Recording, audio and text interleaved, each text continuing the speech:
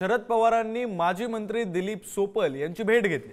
शेतकरी मेळाव्याच्या निमित्ताने शरद पवार हे बार्शीच्या दौऱ्यावर आहेत, तर शरद पवारांनी माजी मंत्री दिलीप सोपल यांची त्यांच्या निवासस्थानी जाऊन भेट घेतलेली आहे। दिलीप सोपल यांनी 2019च्या निवडणुकांपूर्वी राष्ट्रवादीला सोडचिठ्ठी दिली होती आणि त्यानंतर आज शरद पवार यांनी सोलापूर दौऱ्यावर असताना सोपल यांची त्यांच्या निवासस्थानी जाऊन भेट घेतली। ही दृश्य आपण पाहतोय, ज्यामध्ये शरद पवार यांनी सोपल यांच्या निवासस्थानी जाऊन त्यांची घेतलेली भेट आणि त्या भेटी संदर्भातली ही दृश्य आपण पाहतोय। तर 2019च्या निवडणुकीपूर्वी सोपल यांनी राष्ट्रवादीला सोडचिठ्ठी दिली होती।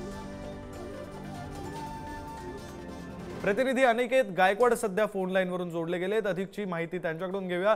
अनिकेत, आपण बातमी पाहतोय, खरं तर शरद पवारांनी सोपल यांची भेट घेतली। 2019 पूर्वी त्यांनी राष्ट्रवादीला सोडचिठ्ठी दिली होती, त्यानंतर आता नवी राजकीय समीकरण सोलापुरात पाहायला मिळू शकतील का?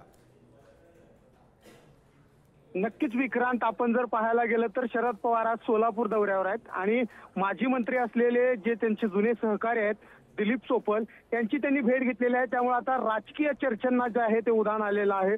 खरं तर दिलीप सोपल हे अनेक वर्ष शरद पवारांसोबत राष्ट्रवादीमध्ये काम केलेले होते। त्यांनी सोलापूरचं पालकमंत्री, त्याचबरोबर अनेक खाती जी आहेत ते महाराष्ट्रामध्ये घेतलेली होती आणि असं असताना मागील निवडणुकीमध्ये त्यांनी शिवसेनेमध्ये ते प्रवेश केला होता आणि त्यामुळे तेव्हापासून शरद पवार जे आहेत ते दिलीप सोपलांना भेटले नव्हते।